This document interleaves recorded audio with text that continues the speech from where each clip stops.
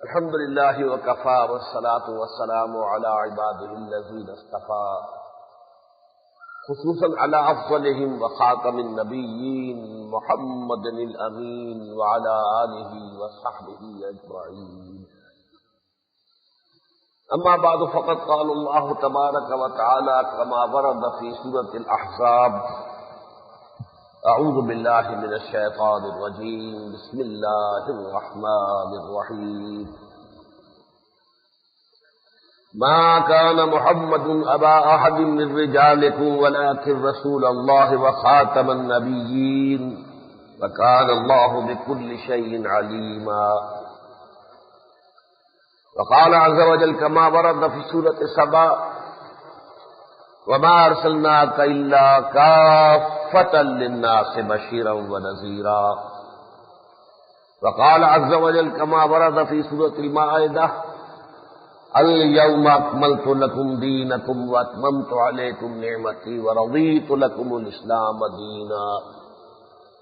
وقال جل وعلا كما ورد في سورة الصف وسورة الفتح وسورة التوبة: هو الذي أرسل رسوله بالهدى ودين الحق ليظهره على الدين كله.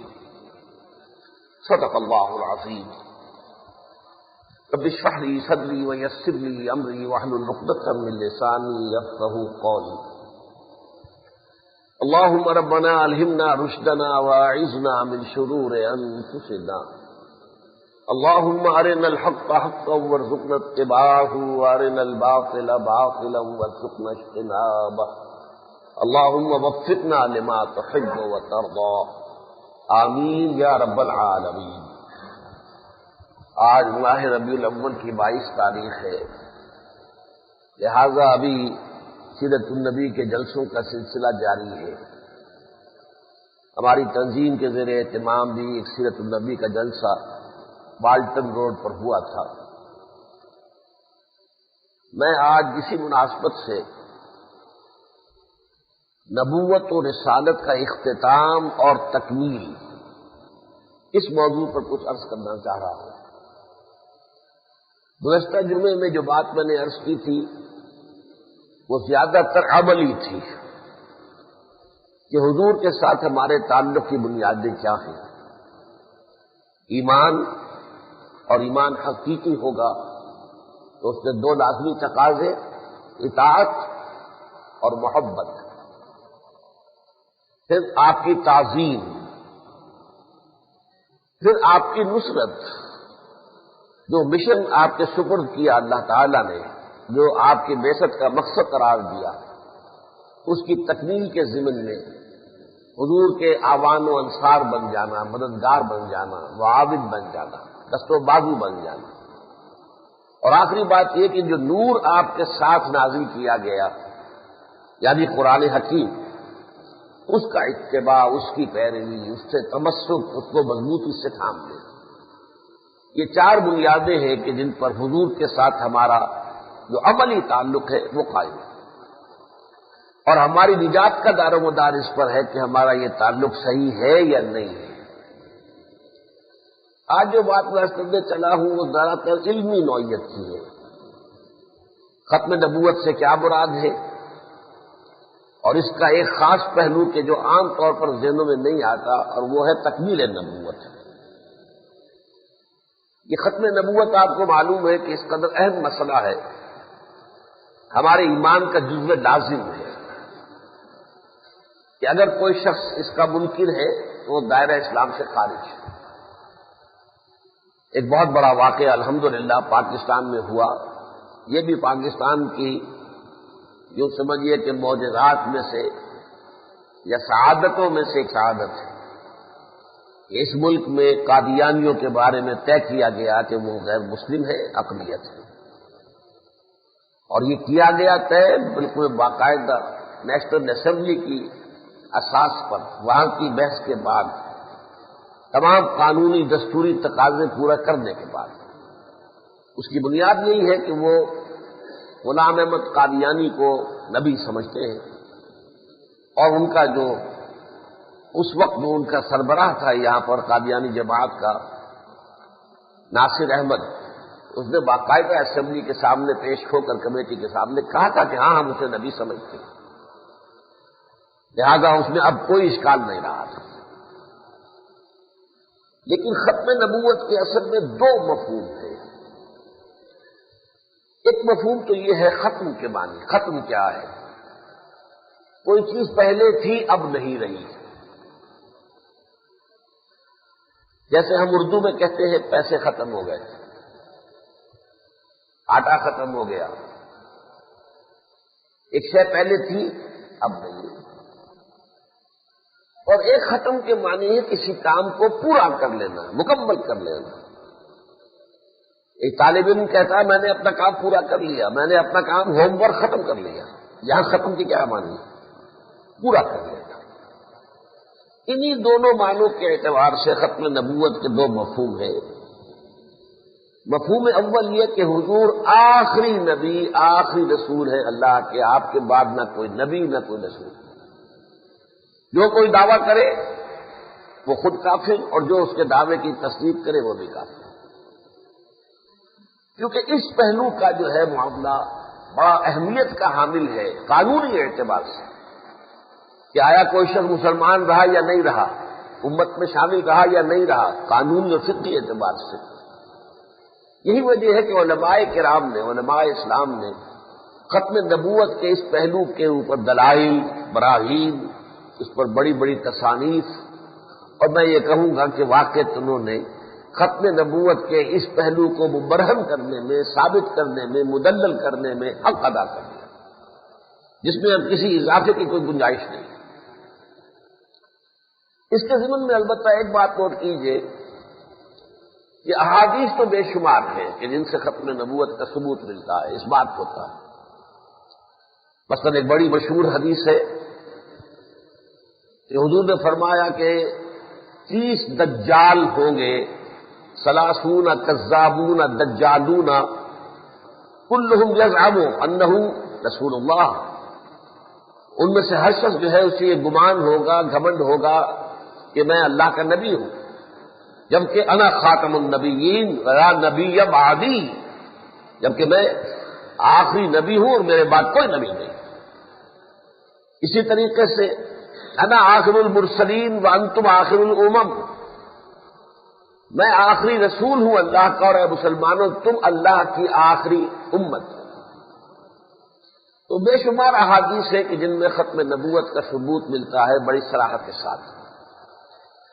البتہ قرآن مجید سے صرف ایک آیت ہے جو علماء کرام پیش کرتے ہیں، وہ میں نے آج سب سے پہلے پڑھی، یہ سورہ احزاب کی آیت ہے، آیت نمبر 40 ہے۔ ما کان محمد ابا احد من رجالکم ولکن رسول اللہ وخاتم النبیین۔ اے مسلمانوں، محمد صلی اللہ علیہ وسلم تم میں سے کسی مرد کے باپ نہیں ہے، عورتوں کے باپ تو ہے، اللہ تعالیٰ نے آپ کو بیٹیاں دی ہیں، بنات مطہرات، حضرت کلثوم، حضرت رقیہ، حضرت فاطمہ، حضرت زینب سب سے بڑی، تو بنات تو ہے لیکن آپ کا کوئی بیٹا نہیں ہے۔ ما کان محمد ابا احد من رجالکم، تمہارے مردوں میں سے کسی کے باپ نہیں ہے، ولکن رسول اللہ و خاتم النبیین، بلکہ وہ تو اللہ کے رسول ہیں اور نبیوں کی مہر ہے کہ اب مہر لگ گئی ہے، اب آپ کے بعد کوئی نبی آنے والا نہیں۔ وکان اللہ بکل شیء علیما، اللہ ہر شے کا علم رکھتا ہے۔ آپ کے علم میں ہوگا، اس لیے کہ یہ آیت جو ہے بہت بیان ہوتی ہے تقاریر میں، مواعظ میں، خطبات میں۔ اصل مسئلہ کیا تھا کہ عرب میں ایک رواج چلا آ رہا تھا کہ منہ بیلا بیٹا، منہ بولی بیٹی، اس کو حیثیت حاصل ہو جاتی تھی اصل سلبی بیٹے یا بیٹی کی۔ اس روایت کو ختم کرنا مقصود تھا۔ کوئی منہ بولے بیٹے کی کوئی حیثیت اسلام میں نہیں، منہ بولی بیٹی کی نہیں، منہ بولی ماں کی نہیں، منہ بولے باپ کی نہیں۔ یہ تو اللہ تعالیٰ نے جو رشتے بنائے ہیں وہی رشتے ہیں، صرف کہہ دینے سے کوئی جو ہے یہ رشتے قائم نہیں ہوتے۔ حضرت زید بن حارثہ جو ہے نبی اکرم صلی اللہ علیہ وسلم نے، اگرچہ وہ ان کے غلام تھے لیکن انہیں آزاد کر دیا تھا اور اپنا بیٹا بنا لیا تھا۔ اس وقت تک اس کی ممانعت نہیں تھی، متبنہ بنا دینا، کسی کو بیٹا قرار دے دینا، اس کی ممانعت نہیں آئی تھی، لہذا حضور نے اسے اپنا بیٹا بنایا، لہذا ان کا نام ہی لیا جاتا تھا زید ابن محمد صلی اللہ علیہ وسلم رضی اللہ تعالی عنہ۔ لیکن پھر جب یہ سورہ احزاب نازل ہوئی جس میں کہ وہ قانون آ گیا ابدی کہ کوئی حیثیت نہیں ہے متبنہ کی، اس سے کوئی جو ہے شرعی احکام جو ہے وہ اس سے ثابت نہیں ہوں گے، تو اس کے بعد دوبارہ وہ جو ہے زید ابن حارثہ رہ گئے۔ اسی ضمن میں معاملہ یہ پیش آیا کہ زید ابن حارثہ کی حضور نے شادی کرائی تھی اپنی پھوپھی زاد بہن سے زینب بنت جحش رضی اللہ تعالیٰ عنہ، اور ان کی آپس میں چپکلش رہتی تھی۔ حضرت زینب نے حضرت زید ابن حارثہ کو ذہناً اپنا شوہر قبول کیا ہی نہیں تھا، اس لیے کہ عرب یہ روایت تھی ان کی کہ جو ایک دفعہ غلامی کا داغ جس پر لگ گیا تو وہ گویا کہ برابر نہیں ہو سکتا آزاد لوگوں کے، چاہے حضور نے آزاد کر دیا تھا لیکن وہ برابر نہیں ہوتا، تو غلامی کا داغ ان پر لگا تھا۔ اور حضرت زینب جو ہے اونچے گھرانے کی، حضور کی پھوپھی زاد بہن زینب بنت جحش، قریش کا اونچا ترین گھرانہ، اس نے تسلیم نہیں کیا، لیکن حضور کے اصرار پر اصل میں دلجوئی مقصود تھی کہ یہ زید ابن محمد جو ہے زید ابن حارثہ رہ گئے ہیں، تو ان کی دلجوئی کے لیے حضور نے کہا کہ میری پھوپھی زاد بہن سے ان کی شادی ہو جائے۔ بہرحال حضور کے کہنے پر حضرت زینب نے بھی قبول کر لیا، ان کے خاندان نے بھی ریلیکٹنٹلی قبول کیا، لیکن یہ کہ بات میں بھی نہیں۔ اب حضرت زید ہمیشہ کہتے تھے کہ میں ان کو طلاق دے دوں گا، اس لیے کہ میری ان کے ساتھ نبھ نہیں رہی، ذہناً انہوں نے مجھے تسلیم نہیں کیا اپنے شوہر کی حیثیت سے۔ حضور روکتے تھے، کیا کر رہے ہو، ایسا مت کرو، زینب کو اپنے نکاح میں رکھو، اس لیے کہ ایک تو یہ کہ پہلے میں نے کہہ سن کر تم سے شادی کرائی، اب تم اگر طلاق دے دو گے تو ایک اور داغ لگ جائے گا، اس سے متعلقہ ہو جائے گی، تو یہ بات تو درست نہیں۔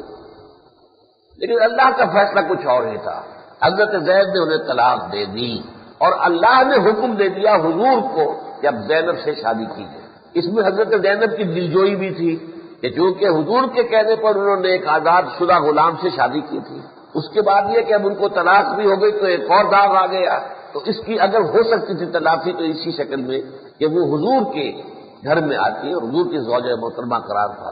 لیکن اس میں اندیشہ یہ تھا کہ ایک شور اٹھ کھڑا ہوگا، منہ بولے بیٹے کی بیوی، وہ تو گویا کہ عرب میں ایسے تھا جیسے سلم میں بیٹا۔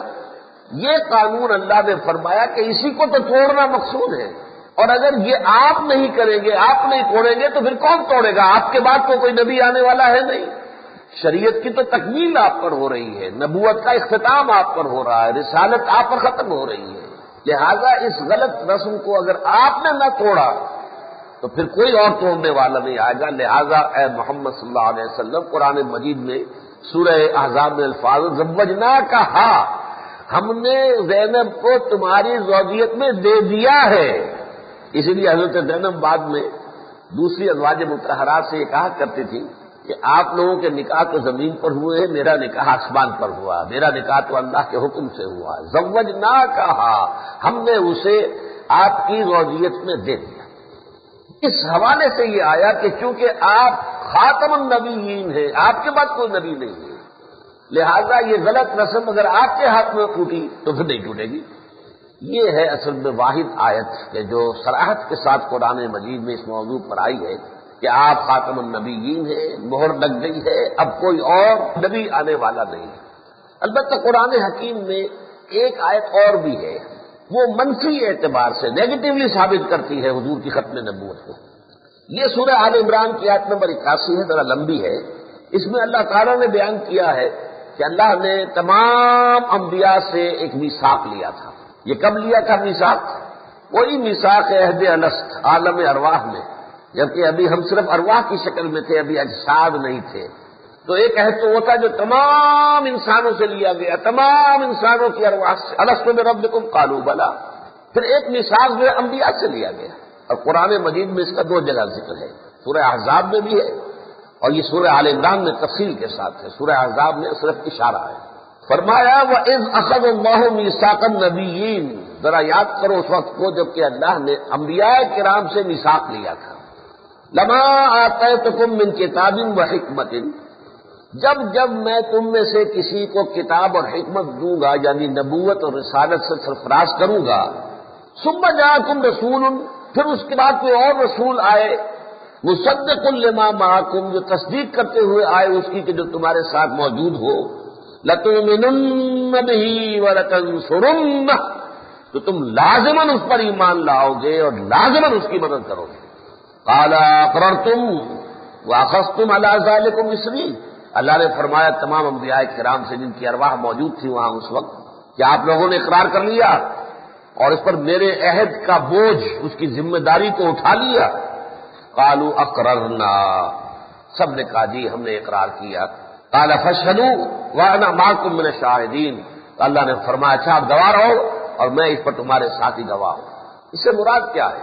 ہر نبی نے اپنے بعد آنے والے انبیاء کی خبر دی ہے، خاص طور پر جو امیڈیٹلی ان کے بعد آنے والے ہیں، یہ تسلسل کے ساتھ ہے۔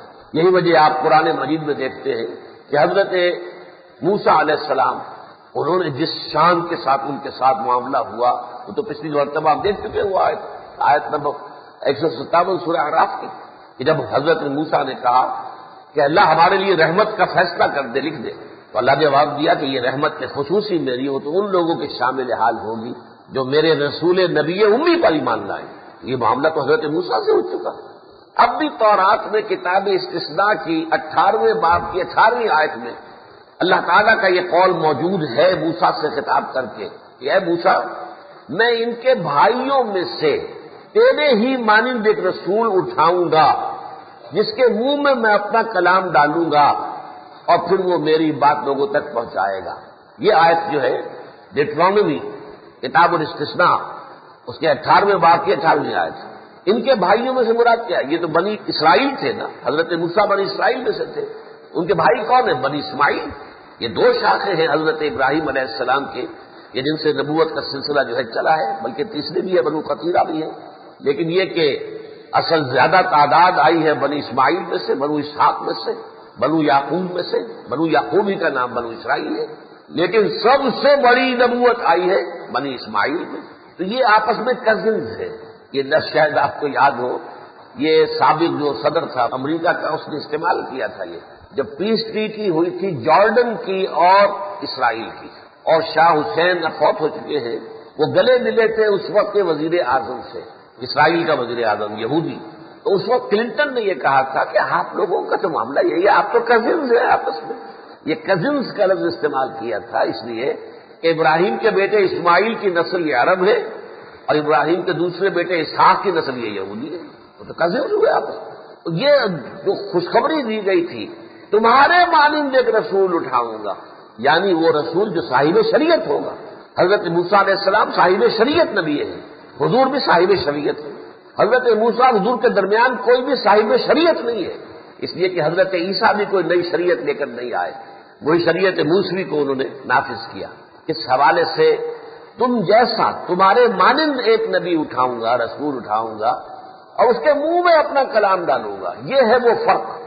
حضرت موسیٰ کو لکھے ہوئے احکام ملے تھے کتابی شکل کے اندر، ویسے وہ پتھر کی تختیاں تھیں جن پر لکھے ہوئے تھے، لیکن حضور کو تو حضور کے قلب پر وحی نازل ہوئی ہے اور وہ وحی پھر حضور کے منہ سے برآمد ہوئی ہے جو صحابہ نے سنی ہے، تو میں اس کے منہ میں اپنا کلام ڈالوں گا۔ اب یہ آیت جو ہے ڈیٹرانومی کتاب الاستثناء کے 18ویں باب کی 18ویں آیت ہے، موجود ہے آج بھی ہے، جو چاہے دیکھ لے۔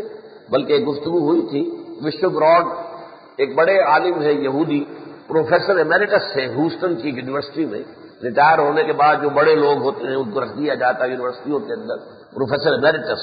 ان سے جب میں نے اس کا حوالہ دیا تو بول تو چونک گئے کہ اچھا ایسی کوئی آیت ہے، میں حیران ہوا کہ اتنا بڑا عالم ہے یہاں پر، لیکن اسے یہ مستحضر نہیں ہے، بائبل منگوائی گفتگو میں یہ دیکھیے یہ آیت ہے، سوچ میں پڑ گیا۔ یہ دوسری بات ہے کہ حق منکشف ہو جانا دل پر اور بات ہے، اس کو قبول کر لینا اور بات ہے۔ قبول تو اس نے نہیں کیا، لیکن یہ کہ چونک ضرور گیا کہ واقعی تو اس کا مصداق اگر کوئی بنتا ہے تو وہ تو ضرور حضور بنتے، اور تو کوئی نہیں بنتا۔ موسیٰ جیسا رسول اور کون ہے؟ صاحب شریعت رسول، اور پھر یہ کہ جس کے منہ میں کلام ڈالا اللہ نے۔ اسی طرح آپ کو معلوم ہے کہ انجیل میں بندباس کی انجیل سے تو معلوم ہوتا ہے کہ بے شمار جو ہے مواقع پر حضرت مسیح علیہ السلام نے حضور کے بارے میں پیشن گوئی کی، اور سورہ صف ہمارے لیے تو کافی ہے وہ آیت کہ حضرت مسیح علیہ السلام نے اپنی دو حیثیتیں بیان کی ہیں. یا بنی اسرائیل انی رسول اللہ الیکم مصدقا لما بین یدی من التوراۃ ومبشرا برسول یاتی من بعد اسمہ احمد. میری یہ دو حیثیتیں ہیں کہ میرے سامنے جو کچھ تورات میں سے موجود ہے میں اس کی تصدیق کرتے ہوئے آیا ہوں اور ایک خبر دیتے ہوئے آیا ہوں اپنے ایک رسول کی جو میرے بعد آئیں گے. پیراکلیٹ یا فارکلیٹ کی جو ہے وہ انجیل کے اندر ابھی موجود ہے، اگرچہ بہت سی جگہوں سے انہوں نے کھرچ کر نکال دیا ہے. تو اس طریقے کو میں آپ کے سامنے پیش کر رہا ہوں کہ اگر حضور کے بعد کوئی نبی آنے والا ہوتا تو لازماً آپ خبر دے کر جاتے، لازماً تاکید ہوتی. یہ گویا کہ منفی ایک دلیل ہوئی، کیونکہ حضور نے اپنے بعد آنے والے کسی نبی کی خبر نہیں دی، جبکہ انبیاء کے لیے اس آیت کی روح سے لازم تھا کہ اپنے بعد آنے والے نبیوں کے بارے میں اپنی امتوں کو خبردار کر کے جائیں، باخبر کر کے جائیں اور ان سے عہد لے کر جائیں. تؤمنن بہ ولتنصرنہ، تم لازماً پھر اس کی مدد بھی کرو گے اور اس پر ایمان بھی لاؤ گے. تو میرے نزدیک یہ بھی ایک اہم دلیل ہے، اگرچہ عام طور پر وہ اختتام نبوت کے حوالے سے یہ دلیل عام طور پر بیان ہوتی نہیں، لیکن میرے نزدیک ختم نبوت کا دوسرا پہلو اہم تر ہے، مفہوم ثانی. وہ کیا ہے؟ وہ یہ ہے کہ نبوت کا اختتام اس طور سے نہیں ہوا ہے کہ کوئی شے ہموار طریقے سے چلی آ رہی تھی ایک دم ختم ہو گئی. فصیل لمبی چلی آ رہی ہے، ایک ہی اونچائی ہے اس کی، ایک جگہ آ کر فصیل ختم ہو گئی. ایک اور شکل کیا ہے؟ ایک چیز تدریجاً ترقی کرتے ہوئے اپنے عروج کو پہنچی اور ختم ہو گئی. اس میں زمین و آسمان کا فرق ہے. اگر معاملہ صرف یہ ہوتا کہ نبوت چلی آ رہی تھی بس ایک جگہ آ کر ختم ہو گئی، تو ایک اعتبار سے قابل غور نکتہ ہے، یہ نوٹ کیجیے گا کہ نبوت تو رحمت تھی، رحمت کا بند ہو جانا یہ تو کوئی اچھی بات تو نہیں ہے. نبوت کس لیے تھی؟ لوگوں کی ہدایت کے لیے. کیا لوگ ختم ہو گئے کہ نبوت ختم ہو جائے؟ لوگ تو ختم نہیں ہوئے. انسانوں کی تو اتنی نسل کبھی دنیا میں ہوگی ہی نہیں جتنی تعداد آج ہے. پہلے تو بہت کم تعداد میں لوگ جو ہے دنیا میں رہتے تھے، اب تو آبادی کا ایکسپلوژن ہے. اس لیے یہ سمجھ لیجئے کہ ایسا نہیں ہے کہ ایک چیز ہموار طریقے سے آئی اور ادھر ختم ہو گئی. نہیں، ایک چیز تدریجاً ترقی کرتے ہوئے اپنے نقطۂ عروج کو پہنچ کر ختم ہوئی. یہ ہے ختم نبوت کا دوسرا مفہوم، تکمیل نبوت، تکمیل رسالت. اس تکمیل نبوت اور تکمیل رسالت اور اسی میں در حقیقت ایک عقلی ثبوت ہے ختم نبوت کا بھی. یعنی ختم نبوت اس معنی میں کہ آپ کے بعد کوئی نبی نہیں. وہ باقی جو دلائل دیے میں نے آپ کے سامنے وہ ہے قرآن سے، حدیث سے منقول دلائل. عقلی دلیل اسی سے بنتی ہے، وہ میں ابھی آپ کے سامنے واضح کروں گا. دیکھیے اس اعتبار سے نبی اکرم صلی اللہ علیہ وسلم پر جو تکمیل نبوت و رسالت ہوئی ہے اس کے 5 مظہر بہت اہم ہیں. یہ جو نبوت میں تدریجاً ترقی ہوئی اور ارتقا ہوا، یہ انسان کے ترقی اور ارتقا کے ساتھ ساتھ ہوا ہے. انسان نے حضرت آدم سے لے کر آج تک 3 اعتبارات سے ترقی کی ہے. پہلی ترقی سائنسی علوم، ٹیکنالوجی. کبھی شروع میں کسی نے آگ کہیں دیکھا ہوگا، چٹان اوپر سے گری ہے اور نیچے بھی پتھر تھا، 2 پتھر ٹکرایا اور شعلہ نکل آیا. یہ کسی نے دیکھا ہوگا. اور پھر اس نے 2 پتھر ٹکرا کے دیکھا ہوگا، وہ شعلہ نکل آیا، آگ ایجاد ہو گئی. یہ بھی ایک ایجاد تھی، بہت بڑی ایجاد تھی. جبکہ لوگ پہلے آگ سے واقف نہیں تھے، تو انرجی کی ایک بہت بڑی فارم جو ہے انسان نے دریافت کی. پھر وہ ڈھکن ہلتے ہوئے دیکھ کر ایک سائنسدان نے دیکھا کہ چولہے کے اوپر ہانی چڑھی ہوئی ہے، تو کیا ڈھکن ہل رہا ہے؟ بھائی ڈھکن کو کون ہلا رہا ہے؟ اس لیے کہ نیوٹن کا جو فرسٹ لا ہے وہ تو یہ ہے کہ ہر شے یا ساکن رہے گی یا ایک خاص رفتار سے وہ چلتی رہے گی ایک خاص ڈائریکشن میں، جب تک کہ کوئی دوسری قوت اس کے اوپر عمل نہ کرے. تو یہاں تو کوئی قوت نظر نہیں آ رہی. Everything continues in its state of rest اور of uniform motion along a straight line unless acted upon by an external force. تو کون سی فورس ہے؟ معلوم ہوا یہ اسٹیم، یہ بھاپ کی جو ہے قوت ہے. یہاں سے دریافت ہو گئی بھاپ اور بھاپ کے انجن بن گئے. ہوتے ہوتے ٹیکنالوجی جو ہے بڑھ رہی ہے. نمبر 2، انسان کا فلسفیانہ شعور، کائنات کی حقیقت کیا ہے، میں کون ہوں، کہاں سے آیا ہوں، خیر کیا ہے، شر کیا ہے، علم کیا ہے، یہ ساری چیزیں جو ہے. انسان محض حیوان ہے یا کچھ اور ہے؟ انسان کی زندگی بس یہی ہے جو اس دنیا میں گزارتا ہے یا اس کے علاوہ بھی کوئی زندگی ہے؟ ان سوالات سے بھی انسان ابتدا سے گریپل کرتا رہا ہے، اگرچہ اس کے پاس ذرائع کوئی نہیں ہے. یہ تو ایسے اونچے مسائل ہیں وہ جو سائنٹیفک فزیکل سائنسز کی ترقی ہے وہ بھی کیڑی کی رفتار سے چلی ہے. یہ تو اب یوں سمجھیے کہ تقریباً ان 100 سالوں میں پچھلی صدی میں ایکسپلوژن ہوا، ایک دم بہت بہت دھماکہ ہوا ہے معلومات کا، ورنہ اس سے پہلے تو کیڑی کی چال سے معاملہ چل رہا تھا نا. لیکن انسان کوشش کرتا رہا ہر دور میں کہ کائنات کے کلی حقائق تک بھی رسائی حاصل. اسے ہم کہتے ہیں فلسفیانہ سوچ، فلسافیکل کانشسنس.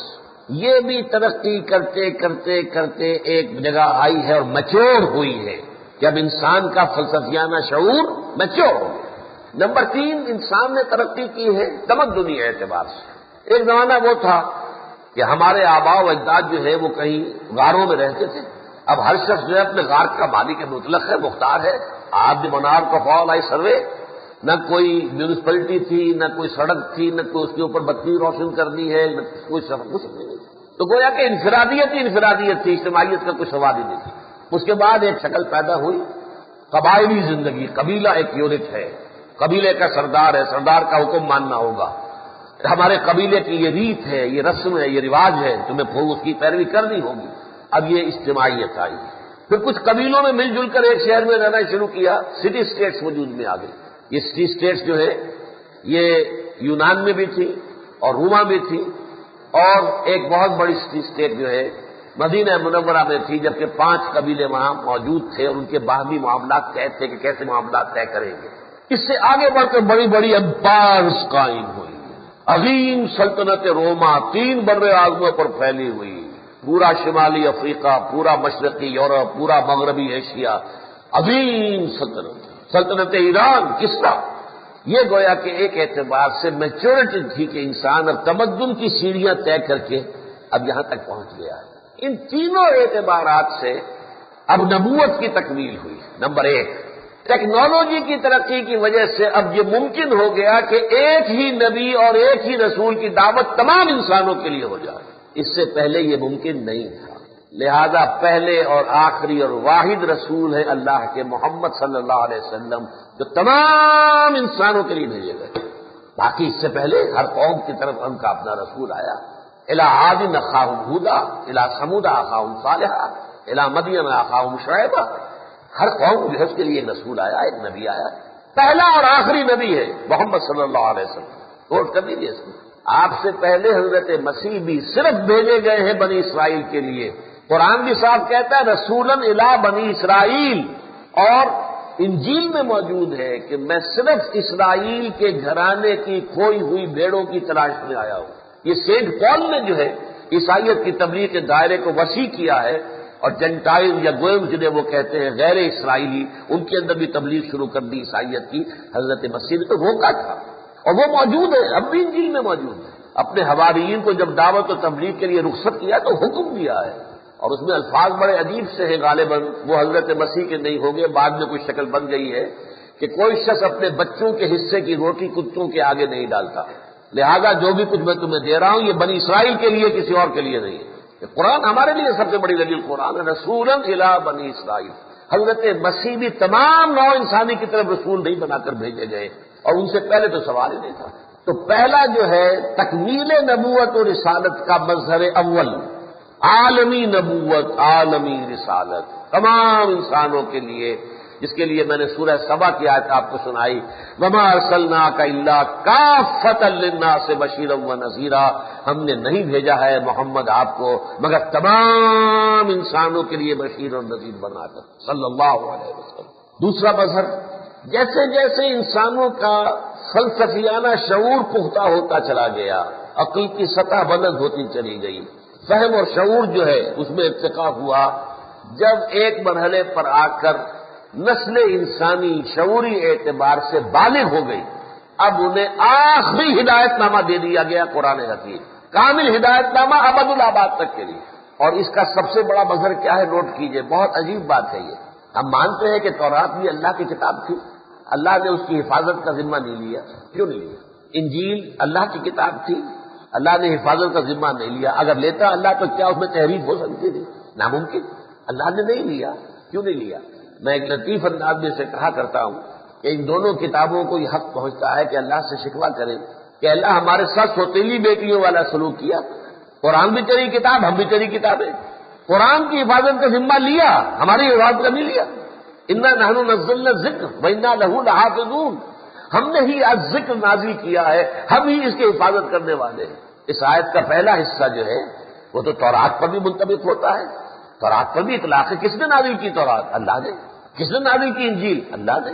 لیکن دوسرے حصے میں نہ انجیل شامل ہے، نہ زبور شامل ہے، نہ تورات شامل ہے، نہ صحف ابراہیم شامل ہے۔ صحف ابراہیم کے نام سے تو آج کوئی کتاب صرف دنیا میں متعارف ہی نہیں ہے۔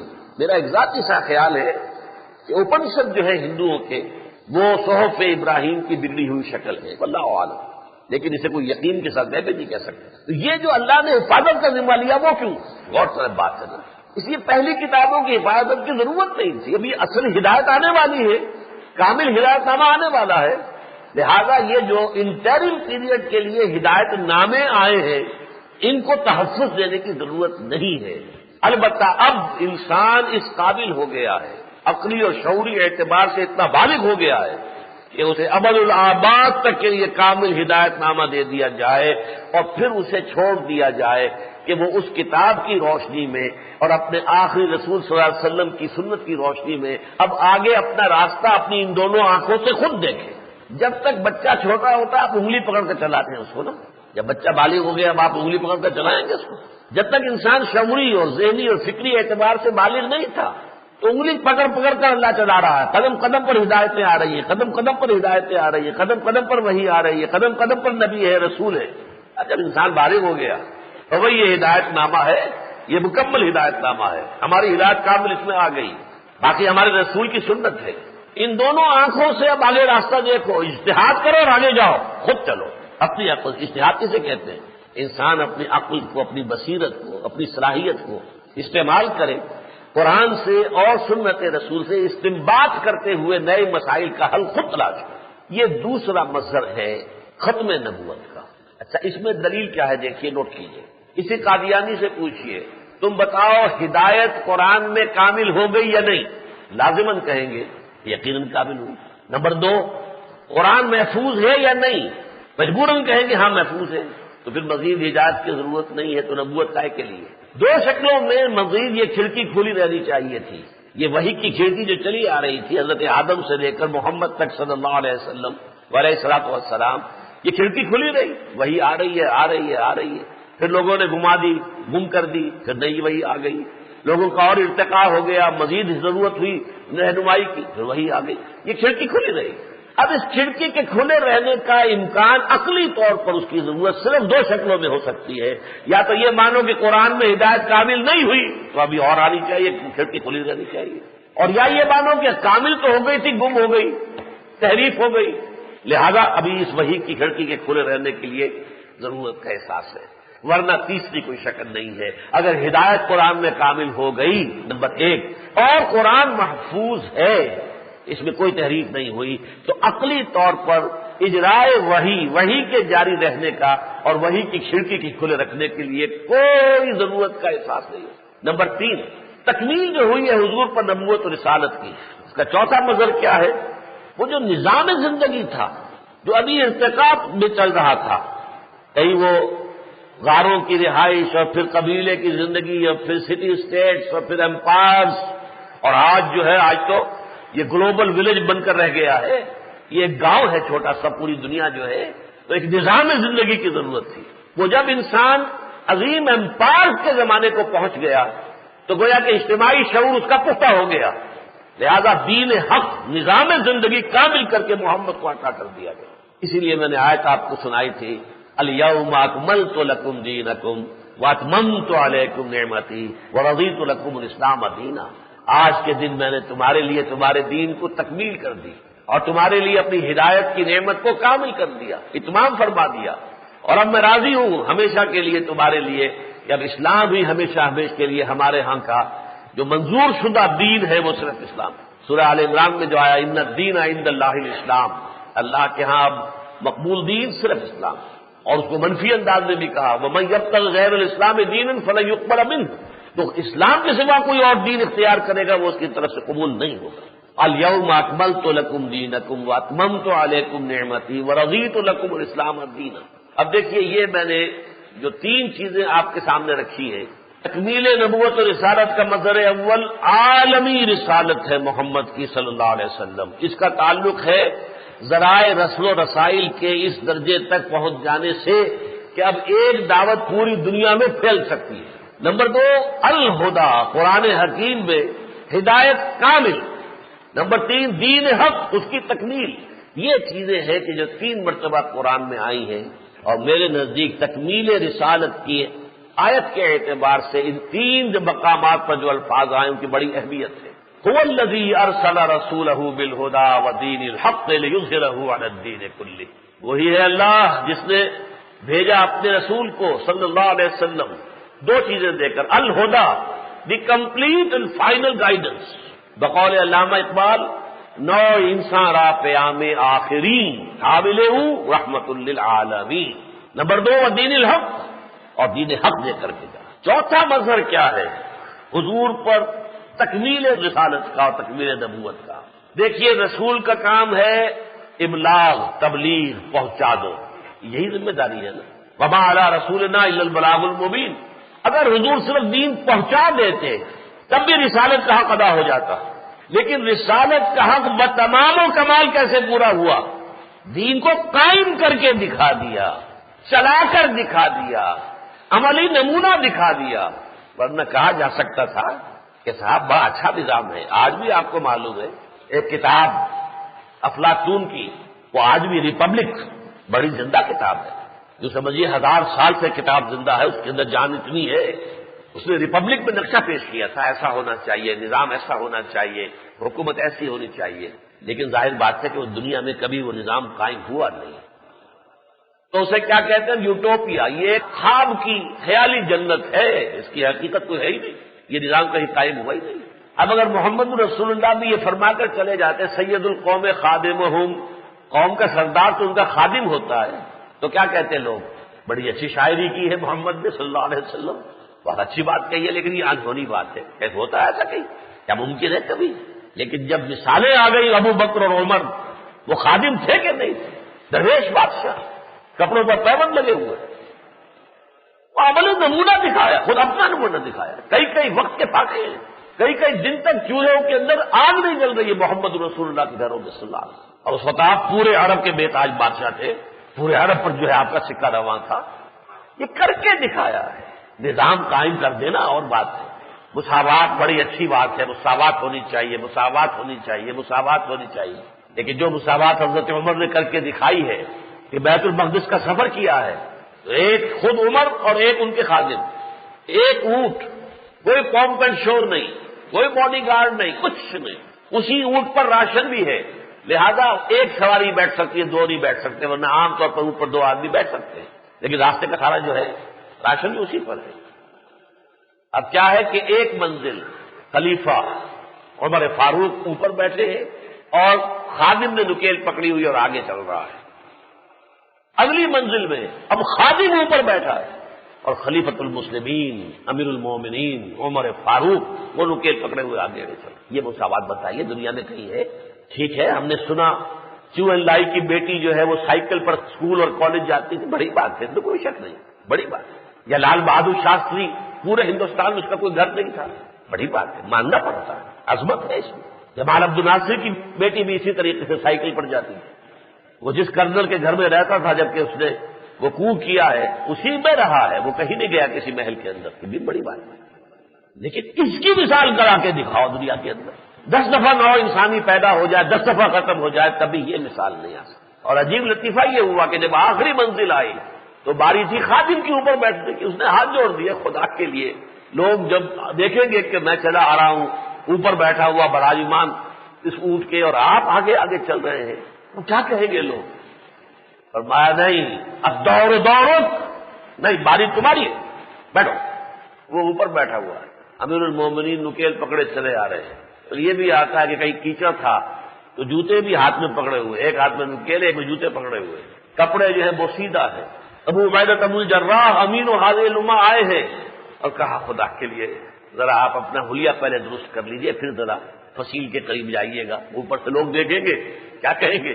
آپ نے فرمایا نحن قوم اعزنا اللہ بالاسلام، ہم وہ قوم ہے جنہیں اللہ نے عزت اسلام کے ذریعے دی ہے، کپڑوں کے ذریعے نہیں دی ہے۔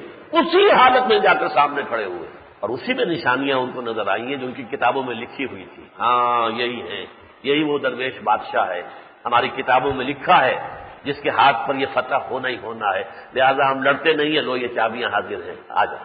ایک معاہدے کے تحت انہوں نے ہینڈ اوور کیا۔ یہ مثالیں قائم کر کے دکھائی ہے محمد صلی اللہ علیہ وسلم۔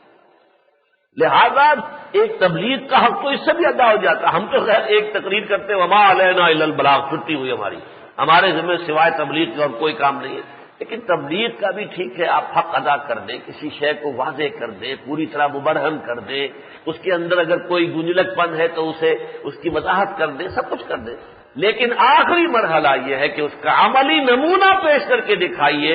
یہ ہے چوتھی بات کہ جو اس آیت میں آئی ہے، لِیُظْہِرَهُ عَلَى الدِّینِ كُلِّهِ، تاکہ غالب کریں اسے پورے کے پورے نظام زندگی پر۔ یہ نہیں کہ ہم بیٹھ کر کہہ دیں پدرم سلطان بود، واقعہ تو یہ ہے کہ تاریخ نے، یہ تو ہسٹورک ہی رہا ہے نا۔ اگر ایچ جی ویلز بھی مانے کہ اگرچہ انسانی حریت و اخوت و مساوات کی دنیا میں پہلے بھی واس تو بہت کہے گئے تھے، لیکن ماننا پڑتا ہے کہ یہ شخص پہلے جو ہے وہ محمد ہے صلی اللہ علیہ وسلم، جنہوں نے ان اصولوں پر فی الواقع مبنی ایک معاشرہ دنیا میں قائم کر کے دکھایا ہے۔ اگر ایم این رائے بھی کہتا ہے کہ عظیم ترین انقلاب جو ہے وہ محمد نے برپا کیا صلی اللہ علیہ وسلم، اور ڈاکٹر مائیکل ہارٹ اگر ان 100 کی ان میں نمبر 1 پر لے کر آتا تو سبب ہے نا۔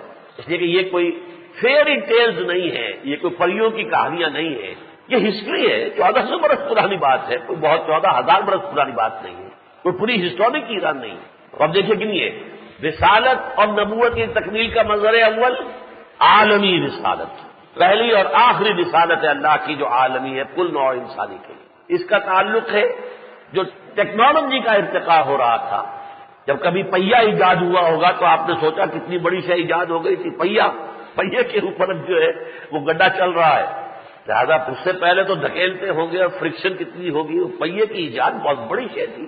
یہ ٹیکنالوجی تھی جو رفتہ رفتہ ترقی کر کے یہاں تک آ گئی کہ ایک نبی کی دعوت پر پوری نوع انسانی کو جمع کیا جا سکتا ہے، لہذا عالمی رسالت۔ وما ارسلناک الا کافۃ للناس بشیرا ونذیرا، نوع انسانی اپنے فلسفیانہ شعور کے اعتبار سے بالغ ہو چکی ہے، لہذا اب آخری اور کامل ہدایت نامہ دے کر فارغ کرو انہیں۔ آگے ای قدر گفتین باقی فکر کن، فکر اگر جامد بود رو ذکر کن، اتنا کچھ تو ہم نے تمہیں بتا دیا، اب آگے تم خود غور و فکر سے کام لو، اور غور و فکر میں کہیں جمود پیدا ہو جائے تو جاؤ ذکر کرو۔ ذکر سے جو ہے ذکر عارض فکر را در اہتزاز، ذکر سے فکر کے اندر جنبش پیدا ہوتی ہے، حرکت پیدا ہوتی ہے، فکر جو ہے اس کے اندر پھر ایک حرکت اور ترقی پیدا ہوتی ہے۔ ذکر رات خورشید نہیں افسردہ ساز۔ نمبر 3، دین حق کامل نظام زندگی، نظام عدل و قسط، سیاسی، معاشی، سماجی، ہر اعتبار سے عدل و قسط، منصفانہ معتدل نظام زندگی۔ نمبر 4، اسے بالفعل قائم کر کے دکھایا ہے، صرف کتابوں میں لکھ کر، ریپبلک کی طرح لکھ کر دے کر نہیں گئے ہیں محمد رسول اللہ صلی اللہ علیہ وسلم، بلکہ اسے قائم کر کے اس کا عملی نمونہ دنیا سے اور اس کا لوہا منوایا ہے کہ ہاں واقع عظیم ترین انقلاب برپا کیا۔ اب آخری بات ہے اور یہ بہت ہی اہم ہے میرے اور آپ کے اعتبار سے، میرے نزدیک حضور پر ختم رسالت کا 5واں مظہر یہ ہے کہ حضور نے یہ عظیم ترین کارنامہ جو کر کے دکھایا، انقلاب عظیم جو برپا کیا، یہ خالص ہیومن لیول کی اسٹرگل کے ذریعے سے کیا، خالص انسانی سطح پر جد و جہد۔ اس میں کئی قدم قدم پر آپ کو معجزے نہیں ملتے، شدید ترین بھوک کا معاملہ حضور اور آپ کے پورے خاندان بنو ہاشم کو 3 سال تک شیب بنی ہاشم میں رہا، من و سلوہ نازل نہیں ہوا۔ غزوہ تبوک میں جیش العسرہ ایسا وقت بھی آیا ہے کہ 3 مجاہدین کے لیے ایک کھجور ہے کہ ایک نے تھوڑی دیر منہ میں رکھی ہے، چوسا ہے، پھر دوسرے کو دے دیے، دوسرے نے کہا کسی سے نہیں، من و سلوہ نازل نہیں ہوا۔ کیا ہوا؟ نہیں، کیوں؟ یہ غور طلب بات ہے، وہاں قدم قدم پر معجزے تھے، دھوپ نے ستایا، وَظَلَّلْنَا عَلَيْكُمُ الْغَمَامَ وَأَنزَلْنَا عَلَيْكُمُ الْمَنَّ وَالسَّلْوَىٰ، ایک جو ہے ابر جو ہے ساتھ ساتھ چل رہا ہے، 6 لاکھ کا قافلہ چل رہا ہے، لیکن جہاں جہاں جا رہا ہے اوپر مسلسل اللہ نے ابر کا سائبان تانا ہوا، پانی نہیں ہے، پانی نہیں ہے، پانی نہیں ہے۔ اِذِ اسْتَسْقَىٰ مُوسَىٰ لِقَوْمِهِ فَقُلْنَا اضْرِب بِعَصَاكَ الْحَجَرَ، ایک چٹان کے اوپر جو ہے ضرب لگی ہے موسیٰ کی عصا کی، اور 12 چشمے علیحدہ علیحدہ پھوٹ گئے. اب بھی چٹان وہ موجود ہے سینا کے اندر، 12 اس میں ہولز ہیں علیحدہ علیحدہ. ہر چشمہ اس لیے کہ 12 قبیلے تھے. قد علم کل اناس مشربہم، ہر قبیلے نے اپنا چشمہ معین کرے. وہ جھگڑتے ہو، کہیں پانی پینے پلانے پہ جھگڑا، کہیں گھوڑا آگے بڑھانے پہ جھگڑے ہوتے. 12 چشمے کیوں اللہ نے دیے؟ تاکہ ہر قبیلے کا اپنا علیحدہ چشمہ، لڑائی دنگے کا فساد نہ رہے. یہ وہ ہے معجزے. یہاں تو نہیں ہوا معجزہ. خالص انسانی سطح پر بھوک لگی ہے، نکاح کا احساس ہوا ہے. اگر صحابہ نے پیٹوں پر پتھر باندھے تو حضور کے پیٹ کے اوپر 2 پتھر بندھے ہوئے ہیں. تلوار کا وار اگر حضور کے چہرے پر لگا ہے تو خون کا فوارہ چھوٹا ہے. یہ نہیں کہ رسول کے جسم کو جو ہے وہ اللہ نے ایسا فولاد کا بنایا ہو کہ اس پر تلوار اثر ہی نہ کر سکے. طائف میں اگر پتھرا ہوا ہے تو پائے مبارک زخمی ہوئے ہیں، خون رسا ہے. وہی کچھ ہوا جو ہوتا ہے انسانوں کے ساتھ ہر گوشت سے. اس راہ میں جو سب پہ گزرتی ہے سو گزری، تنہا پس زندہ کبھی رسوا سر بازار. کڑکے ہیں بہت شیخ سرے گوشے ممبر، اور گرجے ہیں بہت اہل حکم بر سر دربار. کیا نہیں ہوا حضور کے ساتھ؟ یہ ضرور ہے نصرت خداوندی آئی ہے. بدر میں آئی ہے، جب آپ روپوش تھے غار ثور میں اللہ کی نصرت آئی ہے. نصرت تو آئے گی، آج بھی آئے گی. آج بھی نصرت جو ہے فضائے بدر پیدا کر، فرشتے تیری نصرت کو اتر سکتے ہیں گردوں سے قطار اندر قطار. اب بھی نصرت بند نہیں ہوتی. لیکن نصرت کب آتی ہے اللہ کی؟ جب کوئی قوم اپنا سب کچھ لگا کر اور حق ثابت کر دے اپنا. اگر اپنی جان اور مال کو بچا کے رکھیں گے تو اللہ کی نصرت نہیں آئے گی. اپنا سب کچھ لا کر میدان میں ڈال دو پھر اللہ کی نصرت آئے گی. تو بچا کے نہ رکھ کسے تیرا آئینہ ہے وہ آئینہ کہ شکستہ ہو تو عزیز تر ہے نگاہ آئینہ ساز میں. حضرت حمزہ کی لاش اگر ثابت و سالم ہوتی وہ اللہ کو زیادہ پیاری تھی یا وہ لاش کہ جس کے کان کٹے ہوئے، جس کی ناک کٹی ہوئی ہے، جس کا پیٹ چاہ کر کے کلیجہ چبایا گیا ہے کہ شکستہ ہو تو عزیز تر ہے نگاہ آئینہ ساز میں. یہ وہ آئینہ ہے. یہ ہے آخری 5ویں بات. اور اس کا تعلق مجھ سے اور آپ سے کیوں ہے؟ اس لیے کہ یہ کام ہمیں دوبارہ کرنا ہے. حضور کے لیے قدم قدم پر معجزے آ سکتے تھے، لیکن حضور کے بعد کوئی نبی نہیں آنے والا. معجزے انبیاء کے لیے ہوتے. لہذا کیسے حجت قائم ہوتی مجھ پر، کیسے آپ پر حجت قائم ہوتی؟ اگر حضور کو واقعہ جو ہے جھیلنا نہ پڑتا، اگر حضور کے جو دندان مبارک شہید نہ ہوتے تو میرے اور آپ پر کیسے حجت قائم ہوتی؟ اگر تمہاری ہڈی ٹوٹی ہے تو کون سی بڑی بات ہے؟ محمد کے دانت بھی ٹوٹے تھے صلی اللہ علیہ وسلم. شہید ہوئے تھے کہ نہیں ہوئے؟ محمد کے لخت جگر اور محمد کے انتہائی عزیز اور انتہائی پیارے اور محبوب ساتھی، ان کی لاش سے تڑپتی ہوئی خاک و خون میں محمد نے دیکھی تھی کہ نہیں صلی اللہ علیہ وسلم؟ کئی سو صحابہ نے جانے دی. ساری پلاننگ ہوئی ہے، محنت ہوئی ہے، جد و جہد ہوئی ہے. اس کو پھر نوٹ کیجئے، absolutely at human level. Miracles نہیں ہے، میریکل ایک ہی دیا گیا. قرآن مجید میں بار بار یہ مضامین آئے. لوگ کہتے تھے کفار قریش کوئی معجزہ دکھائیے، جیسے معجزے موسیٰ کو دیے گئے تھے ویسا معجزہ دکھائیے، جیسے عیسیٰ کو دیے گئے تھے ویسے معجزہ دکھائیے، جیسے سمود کو دیا گیا تھا کہ ایک چٹان میں سے گابن اونٹنی برآمد ویسا دکھائیے. قرآن کہتا نہیں دکھانا ہم نے معجزہ. ایک ہی معجزہ ہے، وہ یہ قرآن ہے.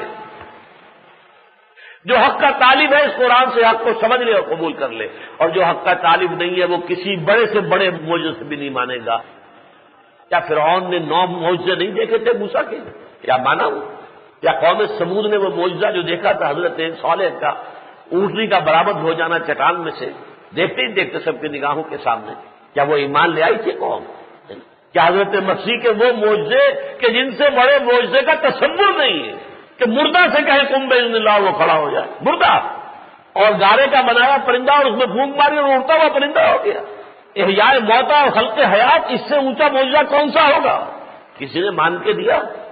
جسے ماننا ہے وہ قرآن ہی سے مان لے گا، جسے نہیں ماننا ہے بڑے سے بڑا معجزہ بھی اس سے نہیں منوا سکے گا. لیکن ہم نے نہیں معجزہ دکھانا. اے نبی آپ اسی سطح پر جد و جہد کر کے تاکہ امت کے اوپر حجت قائم ہو جائے. دیکھو میں نے یہ کام کر کے دکھایا تھا 1400 برس قبل، تو میں نے انسانی سطح پر جد و جہد کر کے یہ کام مکمل کیا. تمام تکلیفیں جھیل کر اور تمام مشکلات برداشت کر کے اور تمام مصائب سے گزر کر اور ہر طرح کے امتحانات سے خود اور اپنے ساتھیوں کو گزار کر پھر وہ اکمپلش کیا تھا. یہ ہے 5واں پہلو. یہ ہے تکمیل نبوت اور تکمیل رسالت کے 5 مظہر. نمبر 1 عالمی رسالت، پہلی اور آخری.